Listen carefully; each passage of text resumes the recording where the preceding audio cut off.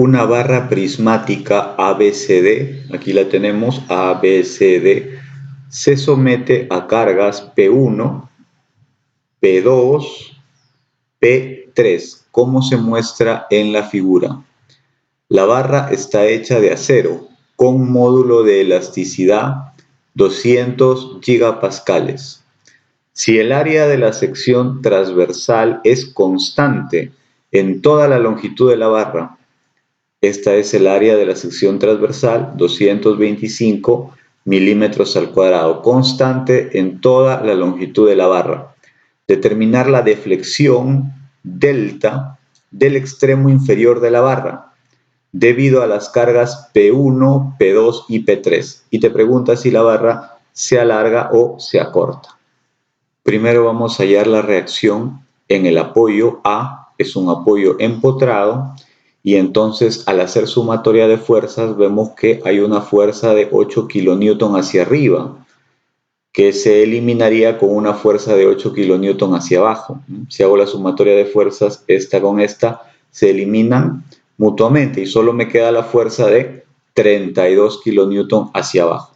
Entonces en el apoyo debe haber una fuerza de 32 kN hacia arriba para equilibrar. Luego hallamos las fuerzas axiales internas en cada uno de los tramos. Tenemos el tramo AB, BC y CD. Para definir los tramos me fijo dónde están las cargas puntuales. Entonces comenzamos por A y veo que ahí hay una carga puntual. Luego continúo y veo que en B hay otra carga puntual. Entonces el primer tramo es el tramo AB. Luego continúo y veo que en C hay otra carga puntual. Entonces el siguiente tramo es BC.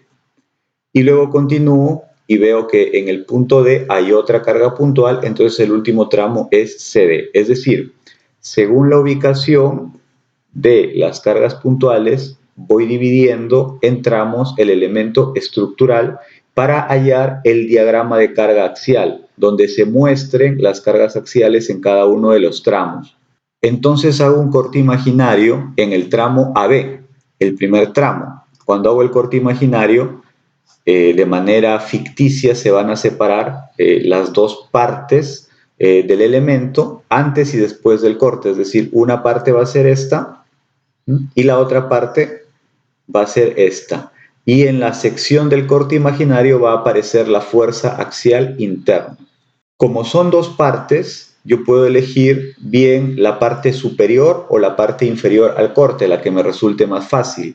En este caso yo voy a elegir esta parte, la parte superior al corte, para hacer el cálculo de la carga axial. Entonces queda solamente la parte superior al corte. Y en la zona del corte va a aparecer la carga axial interna. ¿Cómo la hallo? ¿Cómo la calculo? Por equilibrio estático. Si tengo una fuerza de 32 kN hacia arriba, debe compensarse con una fuerza de 32 kN hacia abajo. Y esa es la carga axial en AB, en el tramo AB. La carga axial en el tramo AB es de 32 kN. Y además vemos que en el tramo AB el elemento está a tensión, porque vemos que las cargas están saliendo del elemento, entonces lo están estirando. Quiere decir que el elemento está a tensión. Luego es necesario calcular también la carga axial en el tramo BC. Y entonces hacemos un corte imaginario en el tramo BC para calcular dicha carga axial. Haciendo el corte imaginario yo puedo escoger bien la parte superior al corte o bien la parte inferior al corte, porque ficticiamente en el corte imaginario se separan ambas partes y yo escojo cuál me resulta más fácil de calcular las fuerzas internas. En este caso voy a escoger nuevamente la parte superior al corte. Toda esta parte superior al corte la voy a escoger para hacer el cálculo de la fuerza interna. Entonces solamente queda la parte superior al corte con las dos fuerzas que actúan sobre esa parte, 32 kN y 8 kN. Entonces los dos son hacia arriba. Tengo 32 kN hacia arriba, 8 kN hacia arriba. Para compensarlo, para equilibrarlo, necesito que en la zona del corte, aparezca una fuerza de 40 kilonewton hacia abajo. Y esa es la fuerza interna que aparece en la zona del corte. Es la carga axial interna en el tramo BC, que le he llamado PBC. La carga axial interna en el tramo BC, 40 kilonewton. Y vemos que también el elemento está a tensión. Luego el tercer tramo, el tramo CD, también es necesario calcular su carga axial, la carga axial que actúa sobre el tramo CD, y entonces hacemos el corte imaginario en el tramo CD. Nuevamente, de manera ficticia, se separan la parte superior al corte y la parte inferior al corte. Entonces, escojo la parte que me resulta más fácil de calcular la fuerza interna. Para mí va a ser esta parte inferior la voy a escoger y entonces solamente me quedo con esa parte inferior con la fuerza de 32 kilonewton hacia abajo, que debe ser equilibrada con una fuerza de 32 kilonewton hacia arriba en la zona del corte. Esa fuerza de 32 kilonewton en la zona del corte es la carga axial en el elemento CD, PCD. Y vemos que también las cargas están hacia afuera. Vemos que esta partecita, que es el elemento que yo he tomado para el análisis, las cargas están hacia afuera, por lo tanto el elemento está a tensión. Y entonces trazo una línea para dibujar el diagrama de carga axial, tramo por tramo. A la derecha de esa línea celeste que he trazado, esta línea, van a estar las cargas si el tramo está a tensión, y a la izquierda a compresión. A derecha tensión, izquierda compresión. Entonces el primer tramo es el tramo AB.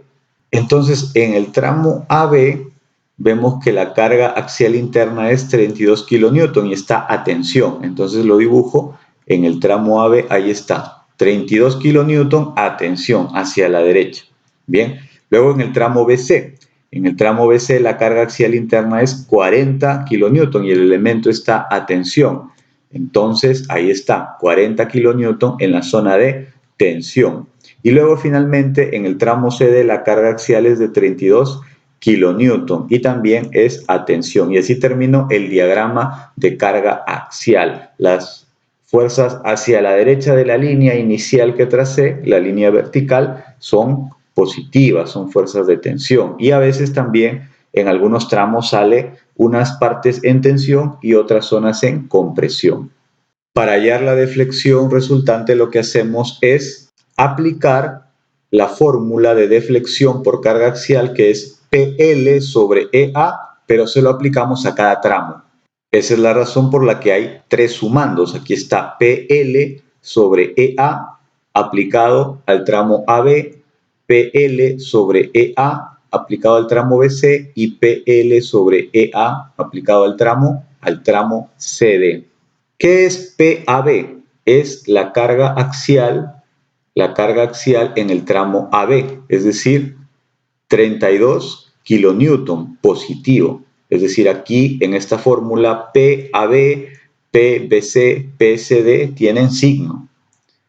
PBC es la carga axial en el tramo BC, que es 40 kilonewton aquí, PBC.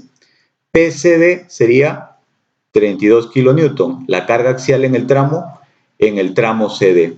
LAB, la longitud inicial sin deformar del tramo AB, aquí está, 0.5.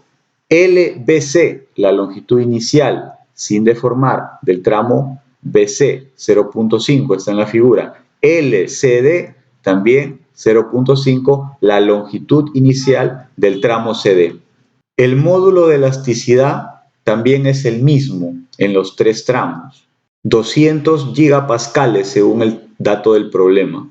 Y también el área de la sección transversal es la misma en los tres tramos, 225 milímetros cuadrados según dato del problema. Entonces tenemos que el factor L sobre EA es constante. Factorizamos L sobre EA y simplemente me queda que la deflexión es L sobre EA por la suma de las cargas axiales internas. Luego hay que reemplazar para obtener la respuesta Entonces, todas las variables van a ser reemplazadas en el sistema internacional.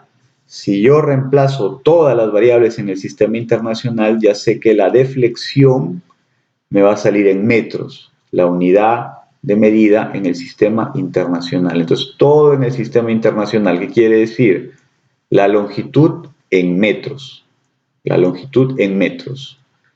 Las cargas axiales internas en Newton, la unidad. El módulo de elasticidad en Pascal. El área de la sección transversal en metros al cuadrado. Y de esa manera, la deflexión me va a salir en metros. Bien, entonces reemplazamos. Tenemos L 0.5 en metros. Y luego E, módulo de elasticidad, 200 gigapascal. Pero debo reemplazarlo en pascal. Entonces, por 10 a la novena. Área de sección transversal, 225 milímetros al cuadrado, pero debo reemplazarlo en metros al cuadrado, entonces por 10 a la menos 6. Y las cargas son 32, 40 y 32, pero en kilonewton, por eso acá le pongo por 10 al cubo, porque deben estar en newton, para que al final de todo, sin el menor atisbo de duda, la deflexión me va a salir en metros. Hay que recordar que las cargas axiales internas tienen signo. Acá también pudieran haber en determinados problemas cargas de compresión y entonces se les pone el signo negativo. Desarrollando las operaciones obtengo que la deflexión resultante es 1.1556 por 10 a la menos 3 metros.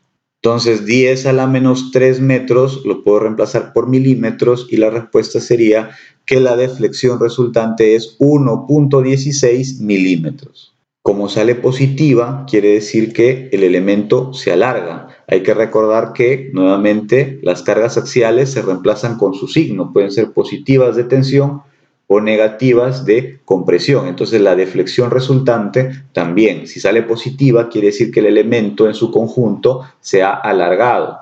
Y si hubiera salido negativa, que no es el caso, entonces hubiéramos respondido se acorta. Esa sería la respuesta. 1.16 milímetros de deflexión resultante en alargamiento.